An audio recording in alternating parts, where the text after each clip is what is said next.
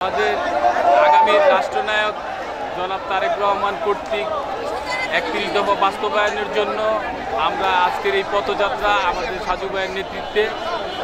আর 14 আসন সম্বন্ধে বলতে গেলে আসলে আমরা সাজু ভাইয়ের সাথে বিগত 10-12 বছর যাবৎ আছি। আমরা পূর্বে সালাউদ্দিন বাবুর সাথে ছিলাম, ডাক্তার মোহাম্মদ সালাউদ্দিন বাবু 19-এ আমরা সাজু ভাইকে দুর্দিনে পেয়েছি।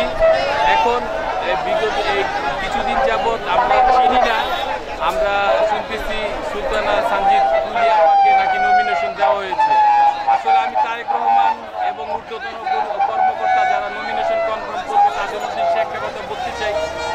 বিএনপি দলের জন্য কাজ করে, ব্যক্তির চাইতে দল বড়, দলের চাইতে দেশ বড়। এখন আমাদের 14 আসনের মিরপুর, শাহালি, দারুসালামের যে সাংগঠনিক নেতাকর্মী আছে সবাই বিগত দিনে দুর্দিনে সাজু ভাইয়ের সাথে কাজ করেছি আমরা, কাউন্দিয়াবাসী সহ।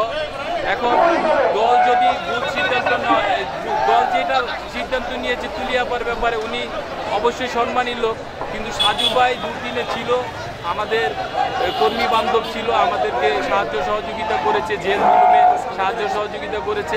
এখন মহানগর উত্তর ছাত্র দল, যুব দল যদি ধানের শীষের পক্ষে ডাক দেয় সেটা করবে।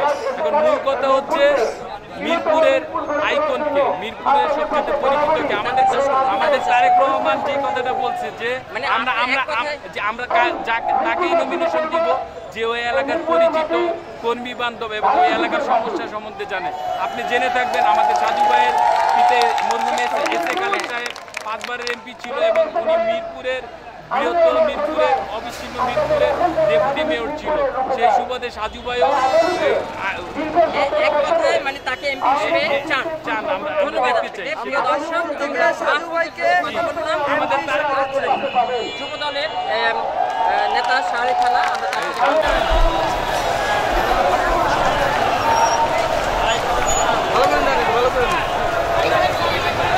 সাজু ভাই আমরা তোমায় ভুলি না।